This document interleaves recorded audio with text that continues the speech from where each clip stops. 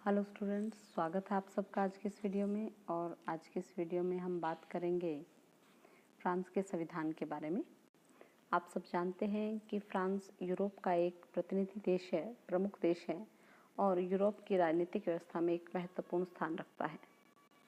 पुराने ज़माने में फ्रांस में राजतंत्र था और फ्रांस की क्रांति 1789 के बाद यहाँ गणतंत्र की स्थापना हुई।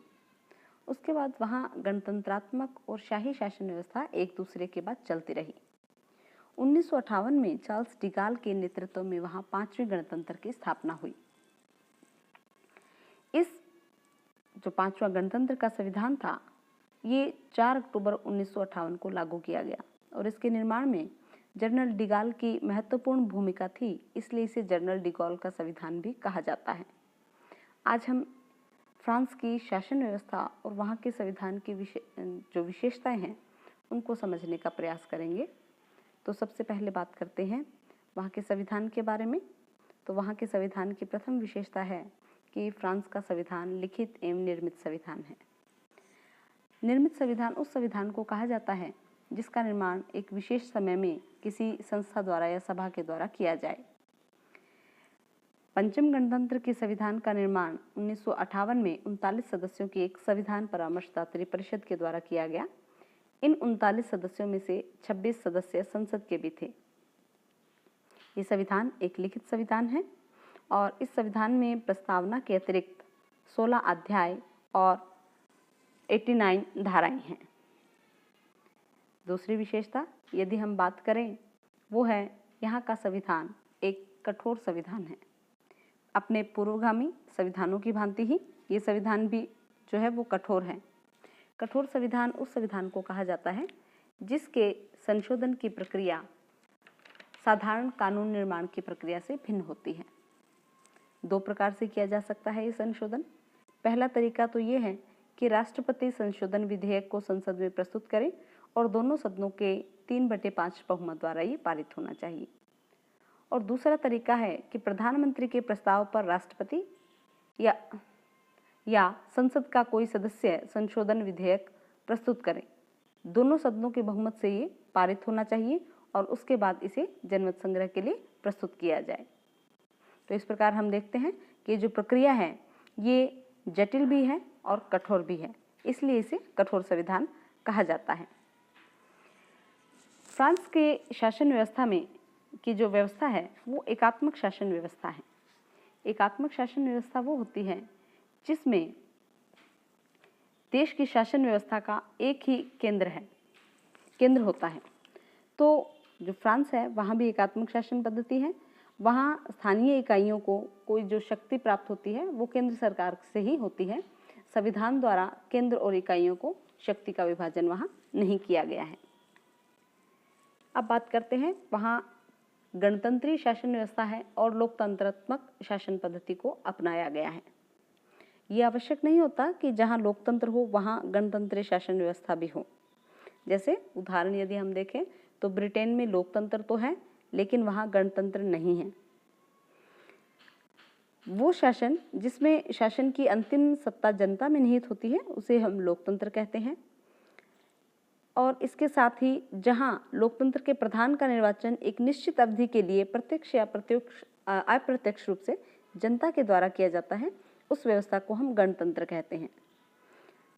इसको और अधिक स्पष्ट करते हैं कि जैसे भारत और अमेरिका हैं, दोनों में लोकतंत्र है और वहाँ के राष्ट्रपति का निर्वाचन जनता द्वारा होता है, इसलिए दोनों गणतंत्र है। इसी भांति फ्रांस में भी लोकतंत्र और गणतंत्र दोनों ही व्यवस्थाओं को अपनाया गया है और नाम से भी ये स्पष्ट हो रहा है कि पंचम गणतंत्र, तो ये एक वहाँ गणतंत्रीय शासन व्यवस्था है। वहाँ द्विसदनीय व्यवस्थापिका है जिसे संसद कहा जाता है। 2 सदन हैं व्यवस्थापिका के या संसद के। पहला सदन है राष्ट्रीय सभा और दूसरा है सीनेट। राष्ट्रीय सभा का कार्यकाल 3 वर्ष का होता है और इसका निर्वाचन जनता द्वारा वयस्क मताधिकार के आधार पर किया जाता है। इसकी सदस्य संख्या 577 है। दूसरा सदन सीनेट, ये एक स्थायी सदन है और इसके सदस्यों का निर्वाचन अप्रत्यक्ष रूप से होता है। सदस्यों का कार्यकाल 6 वर्ष है। क्योंकि स्थायी सदन है इसलिए कभी भी इसके जो सदस्य हैं वो एक साथ अवकाश ग्रहण नहीं करते।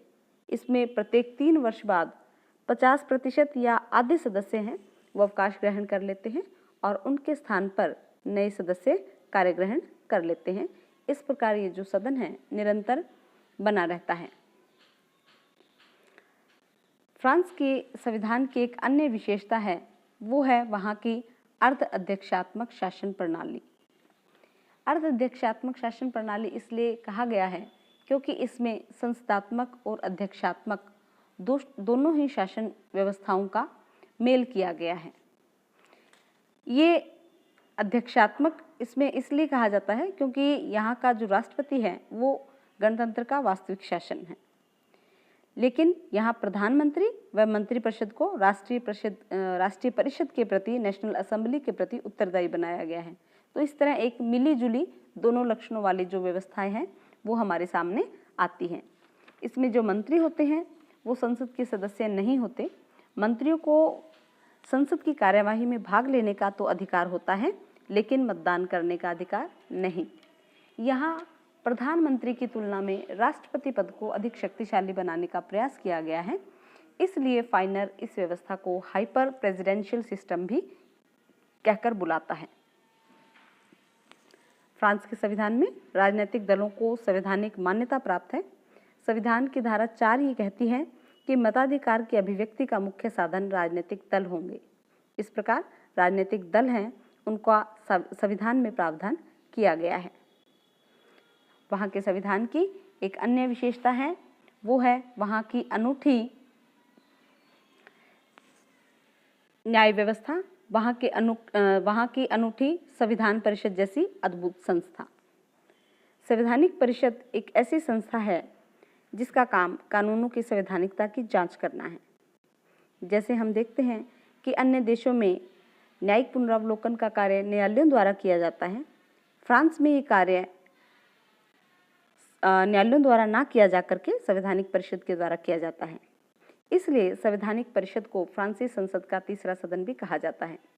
इसमें 9 सदस्य होते हैं और इनका कार्यकाल भी 9 वर्ष होता है। सदस्यों की नियुक्ति का जो तरीका है उसमें 3 सदस्य राष्ट्रपति द्वारा, 3 सदस्य राष्ट्रीय सभा के सभापति द्वारा और 3 सदस्य सीनेट के सभापति द्वारा नियुक्त किए जाते हैं। वहाँ की जो न्यायालय है, न्याय व्यवस्था है, प्रशासनिक न्यायालय हैं, वो भी बड़े ही महत्वपूर्ण और अपने आप में अनूठे हैं। 2 प्रकार के न्यायालय फ्रांस में स्थापित किए गए हैं। पहले तो है सामान्य न्यायालय और दूसरा है प्रशासनिक न्यायालय। सामान्य न्यायालय नागरिकों के परस्पर विवादों का निपटारा करते हैं, जबकि प्रशासनिक न्यायालय नागरिकों और सरकारी अधिकारियों के मध्य विवादों का निपटारा करते हैं। प्रशासनिक कानूनों को लागू करने के लिए वहाँ प्रशासनिक न्यायालयों को स्थापित किया गया है और जो सर्वोच्च प्रशासनिक न्यायालय है उसका नाम राज्य परिषद है। इस प्रकार हम देखते हैं कि फ्रांस के संविधान में अनेक अनूठी विशेषताएं हैं जो इसको विश्व के अन्य संविधानों से अलग करते हैं। तो मिलते हैं नेक्स्ट वीडियो में, तब तक के लिए धन्यवाद।